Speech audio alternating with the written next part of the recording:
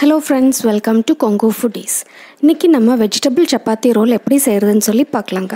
நீங்க இந்த சேனலை சப்ஸ்கிரைப் பண்ணலனா உடனே சப்ஸ்கிரைப் பண்ணிக்கோங்க. கூட பக்கத்துல இருக்க பெல் ஐகானையும் பிரஸ் பண்ணிக்கோங்க. ஃபர்ஸ்ட் நம்ம சப்பாத்தி மாவு பிசைஞ்சிரலாங்க. நான் 1 டம்ளர் தண்ணி ஊத்திருக்கேன். ஒரு 1/2 ஸ்பூன் உப்பு போட்டுருக்கேங்க. இதை லைட்டா நம்ம சூடு பண்ணிக்கலாம். ரொம்ப கொதிக்கிற சூடு வேண்டியதில்லை. இந்த வெதுவெதுப்பான தண்ணியில் நம்ம கோதுமை மாவு சேர்த்திக்கலாங்க. 1 டம்ளருக்கு 2லேருந்து 2.5 டம்ளர் அளவுக்கு மாவு சேர்த்த வேண்டிய வரும். அதை நல்லா பிசைஞ்சிக்கலாங்க. மாவு ஓரளவுக்கு பிசைஞ்சதுக்கப்புறமா நம்ம 1 கரண்டி அளவுக்கு எண்ணெய் ஊற்றிக்கலாங்க. எண்ணெய் ஊற்றி நல்லா பிசைஞ்சிக்கலாம். மாவு நல்லா சாஃப்ட் ஆகிற வரை பிசைஞ்சிக்கலாங்க. இப்போ பார்த்திங்கன்னா நம்ம மாவு பிசைஞ்சிட்டோம். நல்லா சாஃப்டாகவும் இருக்குது. இதை ஒரு 10 to 15 மினிட்ஸ்க்கு நம்ம ஊற விட்டுறலாங்க. இப்போ நம்ம ஸ்டஃபிங்க்கு வேண்டிய பொருளை பார்க்கலாங்க. 1 கப் கடலை மாவு எடுத்திருக்கேன். 1 பெரிய வெங்காயம் நல்லா பொடியாக கட் பண்ணி வச்சுருக்கேங்க. தக்காளி 1 தக்காளி கட் பண்ணி வச்சுருக்கோம். 1 கேரட்டை துருவி வச்சுருக்கேங்க. கேப்சிகம் சின்னதாக 1 கேப்சிகமாக பொடி பொடியாக கட் பண்ணியிருக்கு. கொஞ்சமாக கேபேஜும் கட் பண்ணி வச்சுருக்கேங்க. 1/2 டேபிள் ஸ்பூன் மிளகாத்தூள் எடுத்துருக்கோங்க. இப்போ நம்ம ஒரு கடாயை அடுப்பில் வச்சு கடலை மாவை வறுத்துடலாம். சிம்மில் வச்சு ஒரு 2 மினிட்ஸ்க்கு வறுத்துடலாங்க.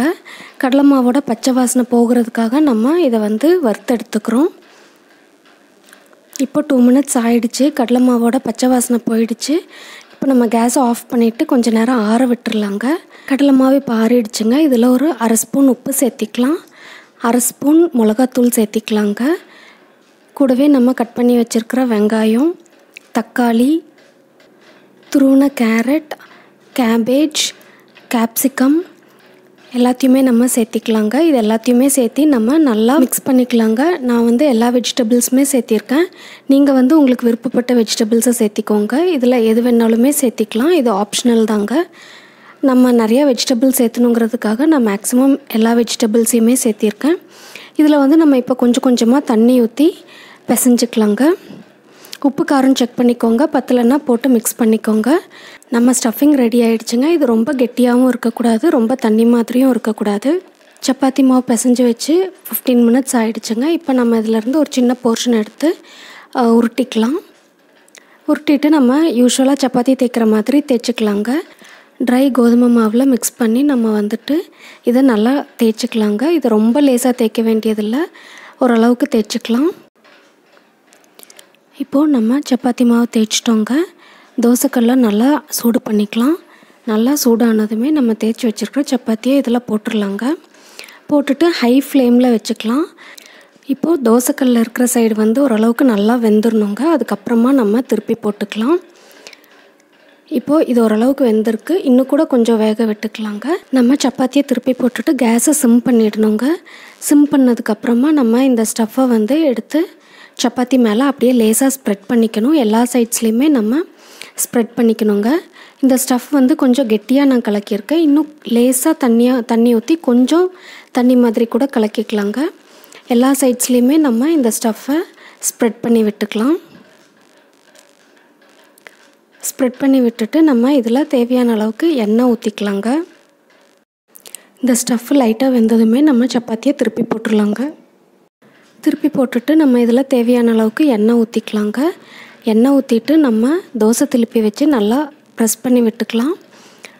இது ஒரு நிமிஷத்துக்கு வேக விட்டுக்கலாங்க.